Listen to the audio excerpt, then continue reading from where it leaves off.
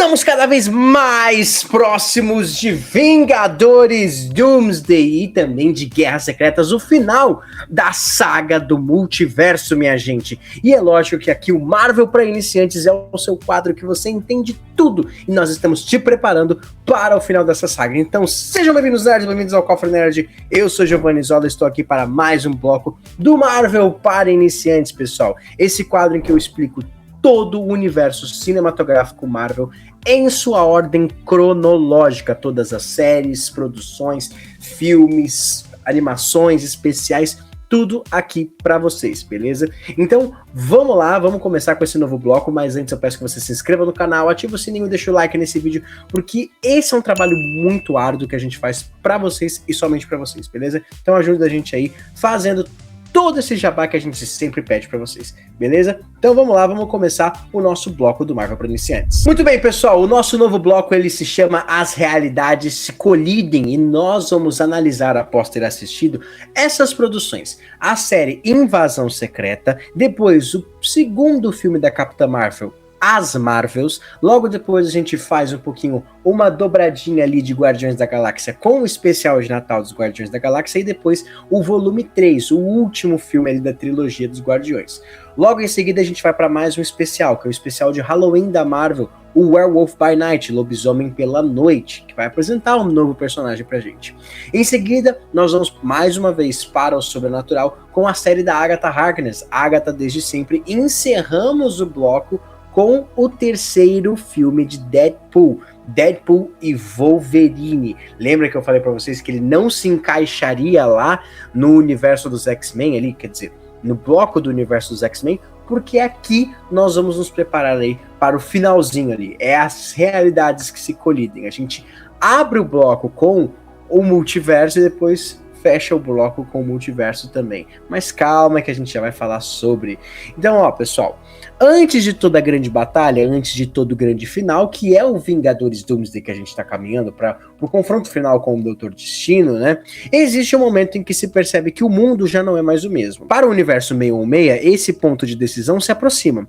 O planeta Terra, a dimensão central, já não serão mais os mesmos quando essa e outras realidades de diversos indivíduos colidirem. E é por isso que se fala que é a convergência dos universos. Eu vou deixar um vídeo aqui, pessoal, que explica certinho o multiverso cinematográfico Marvel, tá bom? Que explica o conceito do multiverso. Mas vou explicar rapidinho o que é uma convergência. As incursões ali são quando duas realidades se chocam e se destroem, se aniquilam, tá bom? A gente viu isso no Doutor Estranho no Multiverso da Loucura e aqui eu retomo nessas convergências. São quando duas realidades se encontram, se tocam, tá bom? E a gente vai ver isso aqui nesse bloco. E ninguém sabe disso melhor do que Nick Fury, que é convocado de volta à Terra por Maria Hill após anos construindo a Estação Espacial Sabre em meio a uma crise que ele mesmo ajudou a criar.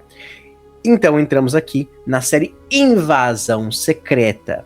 Hill tem informações que um suposto Everett Ross, lembra dele, do agente da CIA Everett Ross que a gente viu no Pantera Negra, tentou acobertar sobre sua verdadeira identidade e intenções, pois na verdade, naquela noite em Moscou, ele era um Skrull disfarçado de uma facção prestes a causar o extermínio da humanidade e tomar o planeta para si, em meio aos destroços. Então, a Invasão Secreta, a gente vai ver que aquele núcleo de Skrulls cresceu. Alguns deles se dividiram daqueles que ajudavam o Nick Fury e a Capitã Marvel, e agora querem o planeta Terra para si mesmos. Após 30 anos sem conseguir cumprir a promessa que ele e Carol Danvers fizeram para os Skrulls, Nick pode estar diante de uma situação que o faria se arrepender de ter se aproveitado da boa vontade de Talos ao torná-lo, junto com mais outros Skrulls, seus espiões fora da folha de pagamento da SHIELD, que foi como Nick Fury consolidou seu nome e também galgou muita coisa ali na espionagem. O líder dos rebeldes, o Skrull Gravik, estaria prestes a jogar a Rússia contra os Estados Unidos com a ajuda de Gaia, a própria filha do Talos. E nem mesmo a líder do MI6, a Sonya Fellsworth, ou até Maria Hill estariam confiantes de que aquele desacreditado, cansado e esgotado Nick Fury estaria pronto para lutar contra essa invasão secreta. E as duas não estariam mais certas quando o ataque de Moscou de Gravik não só acontece, como também o líder do Skrull corta a mão direita de Fury ao assassinar Maria Hill. Sim, pessoal, essa personagem maravilhosa que nós conhecemos no primeiro Vingadores, que acompanhamos ali em Agentes da S.H.I.E.L.D., que fomos acompanhando em Vingadores, em outros filmes, nos deixa aqui. Maria Hill, aqui se vai. E se você quiser saber a minha opinião sobre isso, é só ver as nossas análises sobre a invasão secreta que tá aqui no canal. Sem saída, Fury é demitido pelo governo do presidente Ritson e o Coronel Rhodes, que é e sua única ajuda é o Talos. Contudo, uma nova esperança surge quando Gaia, tocada pela morte de sua mãe, que também foi morta pelo Gravik, decide ajudar o pai ao contar que Gravik estabilizou um golpe no conselho e agora comanda todos os Skrulls, não só para desestabilizar os governos, como em um ataque em um avião da ONU, mas também que está em busca da colheita. Seu plano é complexo, mas com uma vertente simples. Dominar os humanos seria fácil apenas com seu poder metamorfo. Mas e os Vingadores? Ele teria que ficar mais poderoso, como por exemplo, um Super Skrull. Sim, pessoal, os Super Skrulls existem nos quadrinhos, tá bom? E ele foi um dos primeiros vilões ali do Quarteto Fantástico. Um Skrull que consegue mimetizar o poder dos 4 membros do Quarteto Fantástico, tá bom? Aqui faz muito sentido. Como é que um Skrull, que tem só o poder de mudar de forma, lutaria contra uma Capitã Marvel, lutaria contra um Thor, lutaria contra, sei lá, um Capitão América, enfim. Eles precisariam se tornar mais poderosos. Uma pesquisa que contaria com vários tipos de recursos, inclusive a ajuda da doutora Priscila, cujo maior segredo não é ser uma Skrull chamada Vera, mas sim ser a esposa secreta de Nick Fury, mesmo que ele não saiba que ela mantém contato com o Coronel Rhodes, pois afinal, Rhodes foi substituído por um Skrull. E aqui na série, pessoal, deixa muito a entender de que o Rhodes foi substituído logo após a Guerra Civil. Então, o Rhodes tem aquele acidente ali em Guerra Civil, em que ele fica sem mobilidade nas pernas, e aí parece que ele é substituído por um Skrull, sequestrado e substituído por uma Skrull, beleza? Se Nick ainda não conhece seus traidores, Gravik conhece os seus. E após o fiasco no avião da ONU, ele desmascara Gaia e atira nela, mesmo com tempo suficiente dela ter dado um passo no laboratório genético. Mesmo que a morte não fosse definitiva para ela, agora com os poderes do Extremis. Lembra do Extremis, pessoal? Aquela substância que eles colocavam no Homem de Ferro 3, né? Que o Aldrich Killian criou para virar uma combustão instantânea e se regenerar. A mesma coisa que a gente viu também no Soro Centopeia, lá em Agentes da S.H.I.E.L.D. Então, volta aqui e os Skrulls começam a absorver esses poderes, o poder dos Extremis, tá bom? E não só dele, o Gravik também tem os poderes do Groot, tá bom? Do Cool Obsidian também, que são algumas amostras que ele conseguiu sem a colheita. A morte, então, ela não seria definitiva para Gaia, mas seria definitiva para o Talos, quando ele e Fury tentassem impedir Gravik de matar o presidente Ritson e culpar os russos. Com o Talos morto, Gaia é o único recurso para que Fury esteja pelo menos um passo à frente do Gravik, e Rhodes também, antes que eles manipulem o presidente Ritson a ordenar um ataque nuclear contra a Rússia e os Skrulls em Nova Skrullos, porque eles estavam fazendo ali uma nova cidade numa área contaminada com radiação na Rússia. Caso então o ex-diretor da S.H.I.E.L.D. não entregue a colheita, eles estavam fazendo uma barganha ali, beleza? Ou ele entregava a colheita, ou eles bombardeavam, né? Eles manipulavam o Ritson para bombardear a Nova Skrullos, e a Rússia também começava a Terceira Guerra Mundial, tá bom? E o que é colheita, vocês me perguntam, pessoal? Um frasco contendo o DNA de todos os Vingadores e super-heróis e vilões que estavam na Batalha da Terra contra o Thanos. Sim, aquela batalha no Complexo dos Vingadores em Ultimato, em Vingadores Ultimato. No passado, Gravik e seu time foram enviados, então, por Fury para fazer essa limpeza. Agora, a colheita servirá para tornar Gravik um Super Skrull com todos os poderes unidos. Nisso a gente tem Capitã Marvel, a gente tem Amantes dos Guardiões da Galáxia, Drax, o próprio Thanos, Hulk, até o Abominável, minha gente. A gente tem os poderes da Fantasma também, não que ela estivesse na batalha, mas também tem os poderes da Fantasma. A gente tem os poderes, por exemplo, do Capitão América, do Soldado Invernal. A gente tem poder pra caramba, pessoal. O poder do Falso de Ébano, tá bom? Né, de poder de telecinese, enfim. A gente só não tem os poderes ali, acho que do Thor, da Feiticeira Escarlate e do Doutor Estranho. apenas, mas de resto tem poderes de todo mundo, inclusive da própria Capitã Marvel, tá? Poderes dos gigantes de gelo também. Tem muito DNA ali e eles viraram Super Skrull. Contudo, o que o Gravik não imaginava é que o Nick Fury que ele estava enfrentando ali, na verdade, era a Gaia, enquanto o próprio Fury, junto com a Sonya Falsworth, se encarregava de Rhodes e salvava o presidente Ritson. Em uma batalha feroz, Gaia mata Gravik e se vinga por seus pais, assim como Fury e Sonya matam Rava, que é a Skrull que estava se passando pelo Rhodes, libertando então o verdadeiro Coronel Rhodes, seu coma iniciado em algum momento depois de Guerra Civil. Então quer dizer, pessoal, que se isso for certo, o Rhodes não viu nada depois de Guerra Civil, não viu Guerra Infinita, não viu a morte de Tony Stark em Ultimato. Cara, isso é muito grande. Como é que eles vão lidar com isso depois? No entanto, a vida dos Skrulls não se tornaria mais fácil, já que o presidente dos Estados Unidos declararia guerra contra todo alienígena na Terra no final do seu mandato, tornando o governo americano mais intolerante do que já é. O que faria então Sonya Falsworth recrutar Gaia para proteger o planeta e desfazer as células Skrulls remanescentes. Já Fury, seria a hora de voltar a Sabre, mas dessa vez acompanhado de Vera, a sua esposa Skrull, tá bom? Em busca de uma luz improvável no fim do túnel. Um tratado de paz entre os Skrulls e os Kree, vindo diretamente de Hala, tá bom? Do planeta dos Kree. E é aqui que nós entramos, então, em The Marvels, Capitã Marvel 2, tá bom? Contudo, tudo não passaria de uma armadilha, já que a atual líder suprema dos Kree, a Dar-Benn, a executora, na verdade estaria planejando algo muito pior. Após a Capitã Marvel destruir a inteligência suprema 30 anos atrás, quando ela sai da Terra, né, para enfrentar a inteligência suprema, lá no finalzinho do seu filme, do seu primeiro filme, Hala sofreu os danos severos de uma guerra civil que levou à disputa do poder, inclusive com Ronan. Então a gente consegue conectar muito até acontecimentos de Guardiões da Galáxia. Lembra que o Ronan estava desligado de Hala e os Kree não tinham mais controle sobre as ações do Ronan? Então, foi por isso também. Ele participou dessa guerra civil e caiu fora, porque estava vendo que Hala não ia levar ele a lugar nenhum, que abandonaram os jeitos que Hala vivia. Levando então o planeta a perder o seu sol, sua água e seu ar. Só que ao achar um bracelete quântico que controla os saltos temporais, os saltos de espaço, né, os saltos ali que a gente vê que eles fazem ali, a luz, na velocidade da luz, Dar-Benn pretende salvar seu planeta e seu povo transportando os recursos naturais de outros planetas até Hala. Mas o que ela não sabia é que o seu bracelete quântico era o par daquele que estava com ninguém mais, ninguém menos do que Kamala Khan. A Miss Marvel e sua interação com ele faria os poderes da jovem, da Capitã Marvel e da Mônica Rambeau se entrelaçarem. Calma, vamos rebobinar.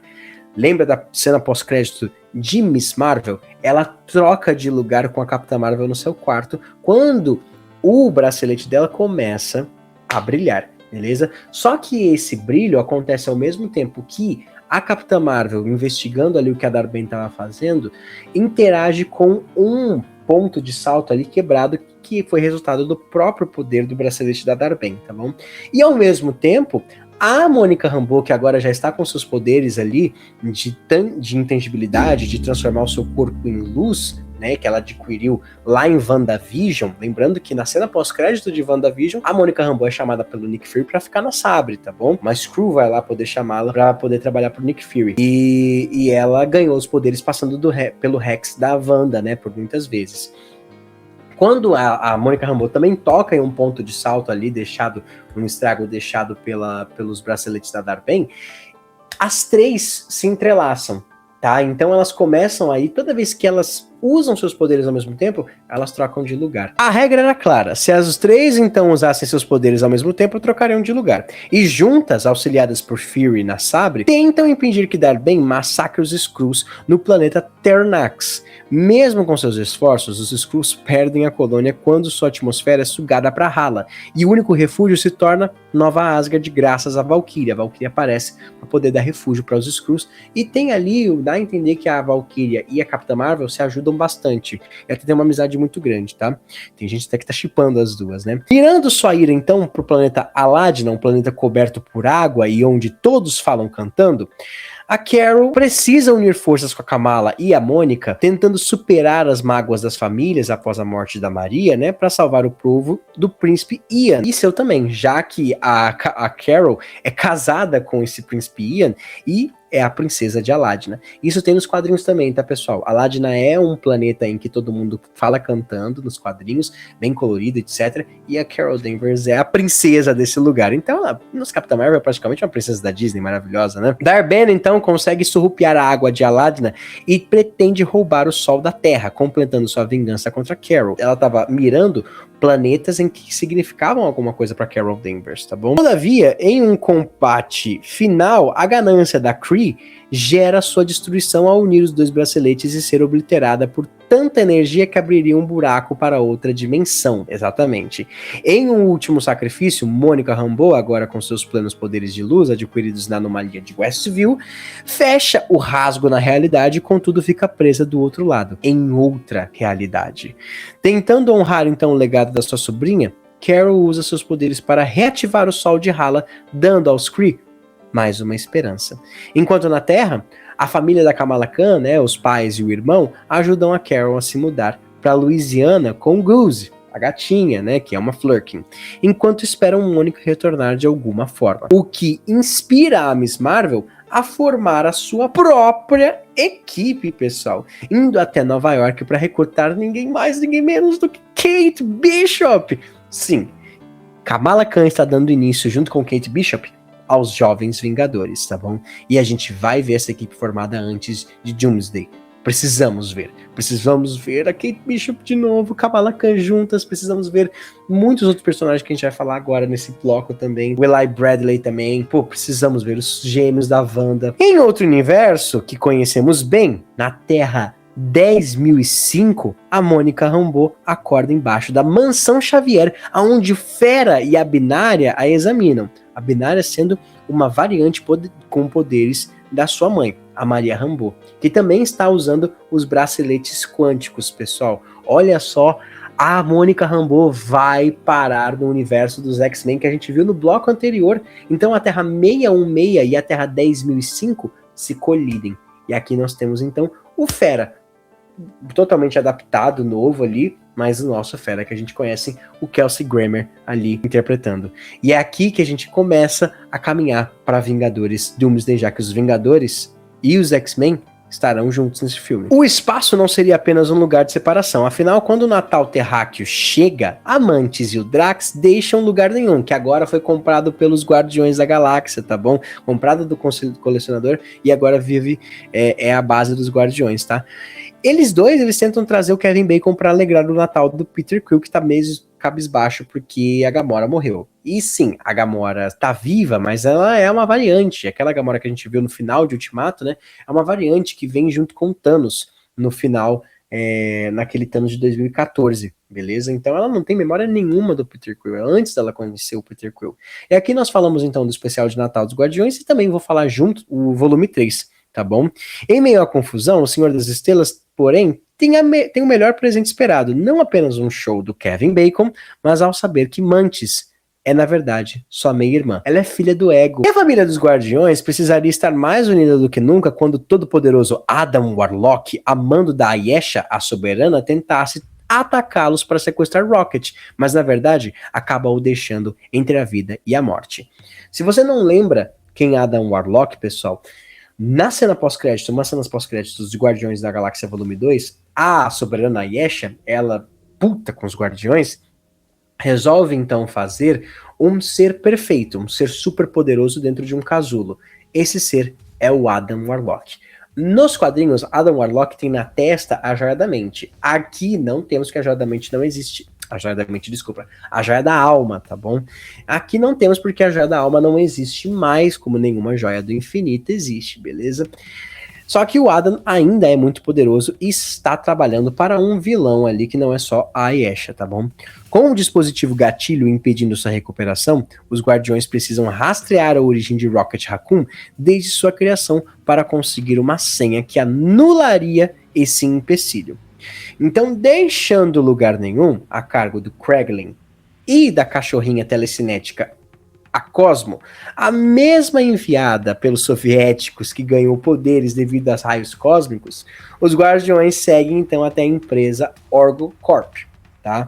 Nebulosa, Senhor das Estrelas, Drax o Destruidor, Groot e Mantis precisam da ajuda da variante do passado da Gamora, que eu já expliquei, agora que é membro dos Saqueadores, para invadir a estação e conseguir uma informação que levaria eles até o criador do Rocket, o inescrupuloso cientista espacial auto-evolucionário. Galera, esse é um dos vilões mais famosos da Marvel nos quadrinhos, que na verdade nos quadrinhos é terreno, mas que caiu muito bem como um vilão espacial aqui para os Guardiões da Galáxia. O responsável pela criador dos Soberanos e chefe da Yesha e do Adam, aficionado em criar a raça perfeita, todavia sempre encontrando um impasse, a inteligência para a criação.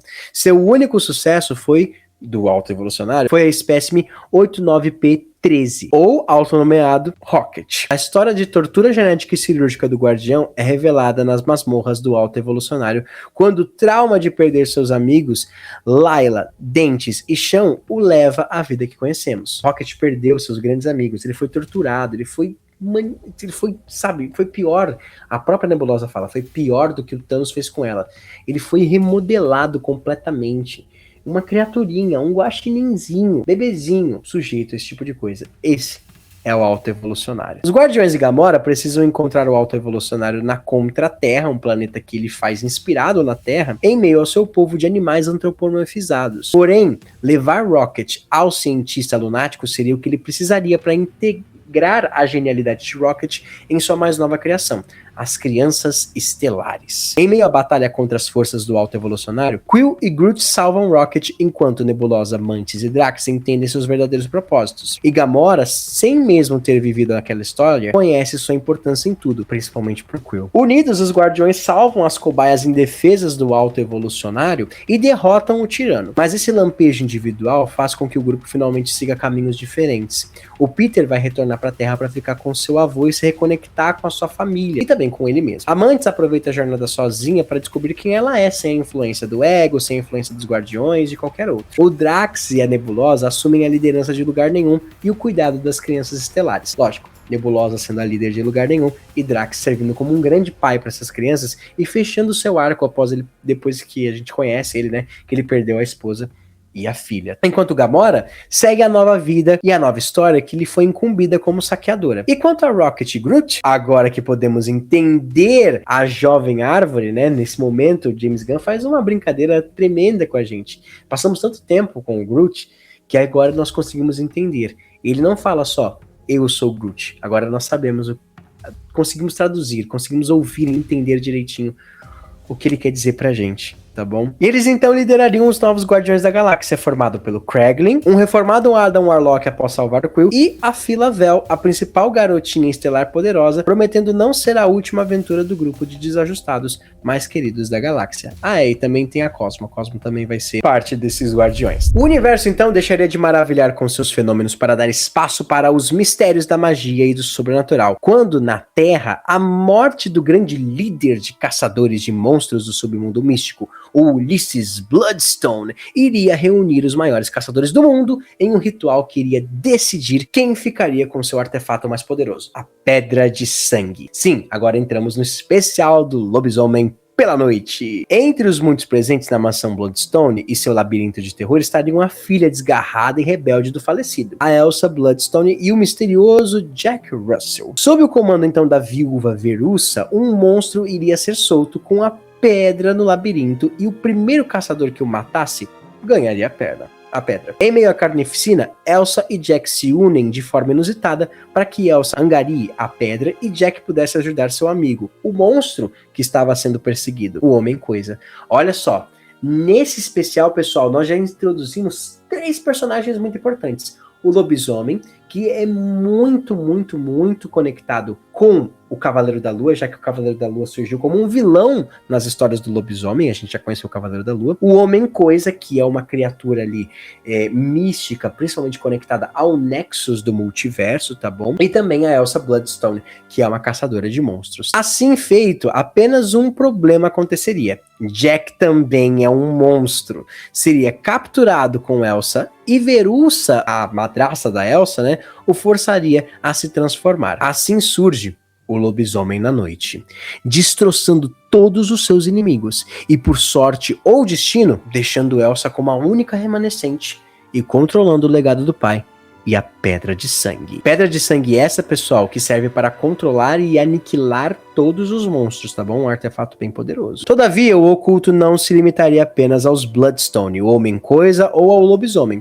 pois uma certa bruxa presa em um feitiço há 3 anos estava prestes a despertar, graças à suposta morte, entre aspas, da feiticeira Escarlate. A inescrupulosa Agatha Harkness iria sair da vida ordinária e suburbana de Agnes de Westview apenas para descobrir que o Darkhold estava destruído, que um jovem misterioso havia invadido sua casa atrás de um caminho e a obscura bruxa Hilvidal estava à espreita apenas para ver Agatha morrendo pelas mãos da Sete de Salem, o coven mais temido de todas as bruxas do mundo arcano. Muita informação, não é? Mas lembrando de quando vimos a Agatha Harkness antes, pessoal, a vilã de WandaVision, ela estava ali pronta, né? Ela estava ali presa, a Wanda prende ela no personagem que ela mesma criou, né? A Agnes, no feitiço. Só que Wanda Maximoff foi dada como morta em Doutor Estranho no Multiverso da Loucura.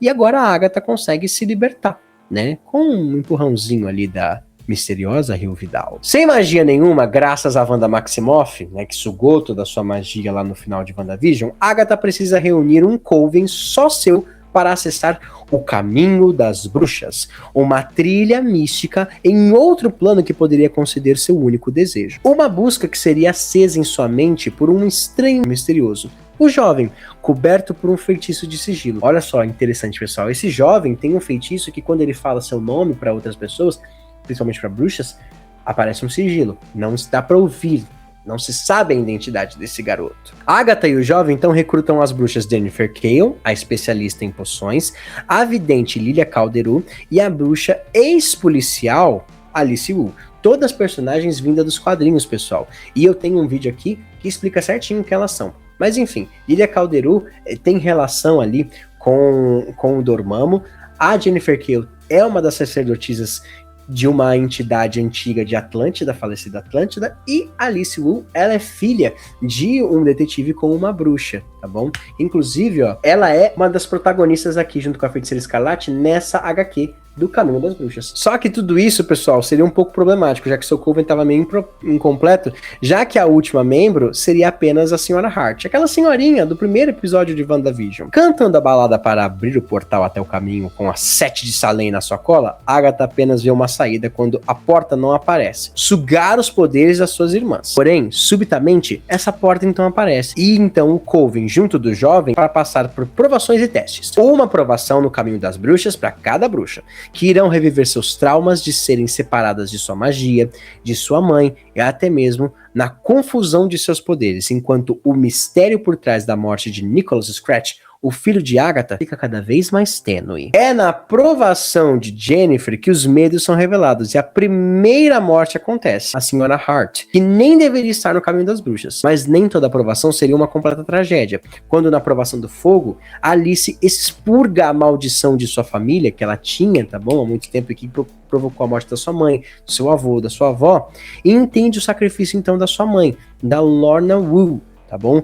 Apenas para, na provação seguinte, fazer o mesmo ato ao morrer, salvando Agatha do fantasma de Evanora Harkness. Então, na provação seguinte, quando a Evanora vai tentar possuir a Agatha Harkness, porque a Evanora, a mãe dela, odeia a Agatha, fala que a Agatha é maldade pura e deveria ter matado ela no ventre, tá bom? A Alice, então, ela resolve se sacrificar para salvar a Agatha. Em um surto ao ver suas colegas de caminhada morrendo, o jovem revela sua verdadeira face. Ele é Billy Maximoff, o filho da Wanda reencarnado. Lembra do Billy, dos gêmeos lá, pequenininhos em WandaVision? Pois é, ele é o Billy encarnado, tá bom? O filho da Feiticeira Escarlate reencarnado no corpo de William Kaplan após o colapso do Rex há 3 anos, tá? Escondido pela própria Lilia Calderu com um sigilo até que ele encontrasse seu caminho até a Agatha.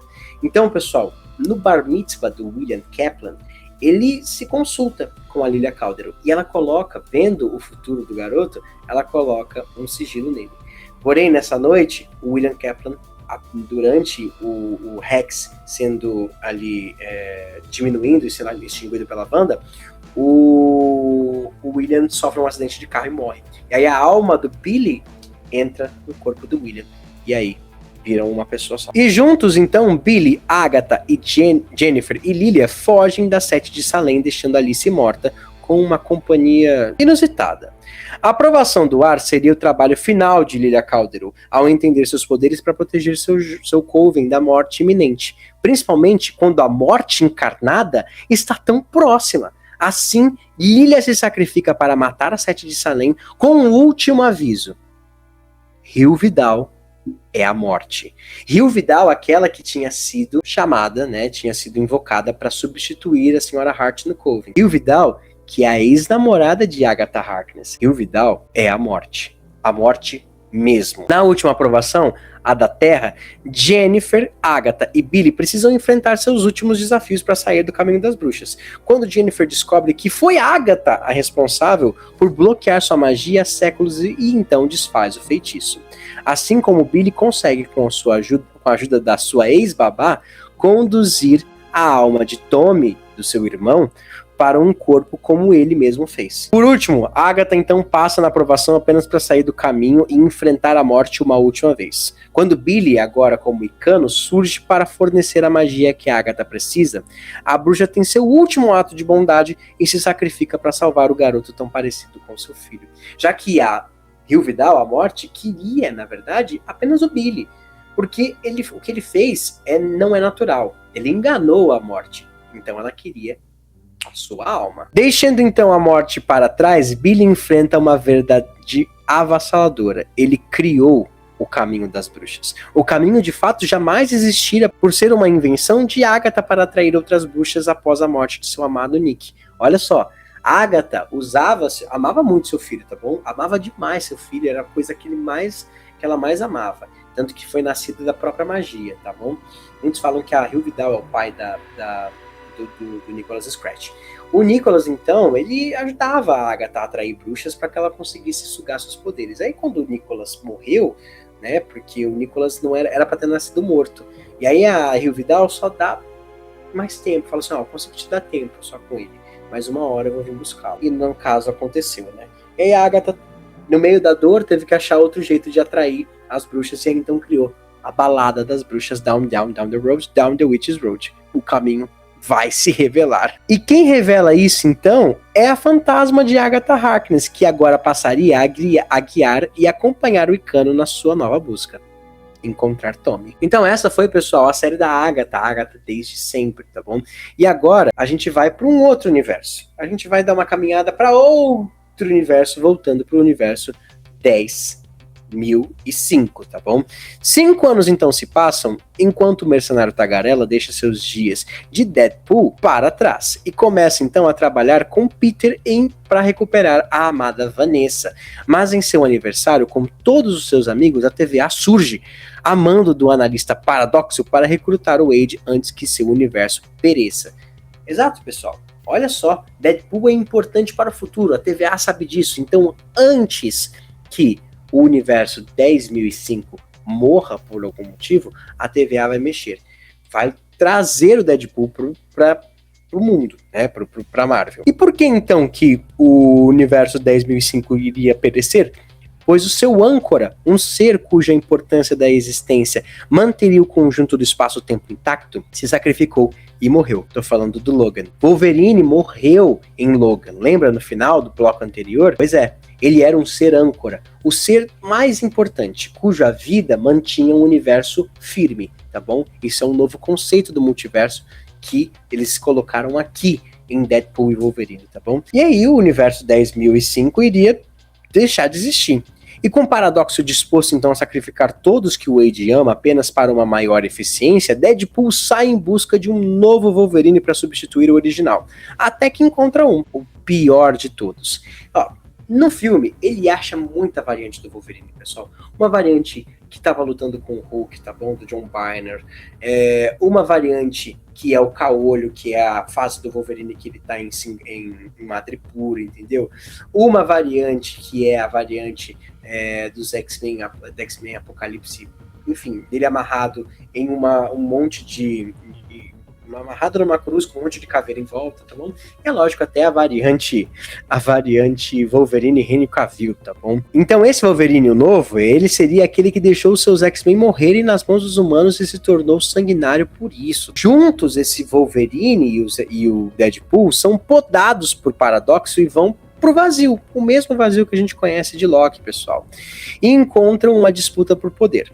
De um lado tem os outros, uma equipe liderada pelo Johnny Storm, o Tocha Humana, que a gente já viu também no bloco antepassado, nos outros, beleza? É por isso que aquele bloco tem esse nome, os outros, por causa disso. E de outro lado, a gente tem os mutantes da vilanesca Cassandra Nova, a gêmea esquecida do Charles Xavier, comandando o Pyro, o Groxo, o Dentes de Sabre, a Psylocke, o Azazel, o Fanático e muitas outras variantes dos mutantes. Essa mutante, a Cassandra, ela ainda teria poderes telepáticos e telecinéticos de nível ômega, tá bom? Cassandra, pessoal, é a gêmea esquecida do Charles Xavier. Ela tem nos quadrinhos, sim. A origem dela é muito mais complicada do que apenas gêmea do Professor Xavier, tá bom? Tem a ver com uma espécie de entidade maligna gêmea que todo mundo tem, mas enfim, aqui eles adaptaram apenas por ser gêmea, tá bom? E aí, talvez por causa da sua existência não poder acontecer, ela foi podada ainda criança pela TVA. Olha que interessante, né? Com a morte, então, de Johnny por Cassandra e o Wade vislumbrando suas variantes ao conhecer o Nicepool, os dois, então, o Deadpool e o Wolverine, ele, a contragosto, se unem aos outros, tá bom?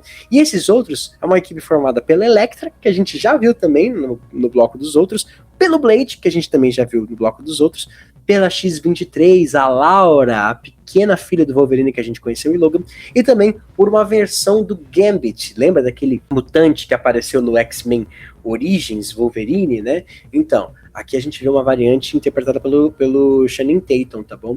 Então é um mutante que tem poderes de energizar qualquer coisa com energia telecinética, principalmente cartas, tá?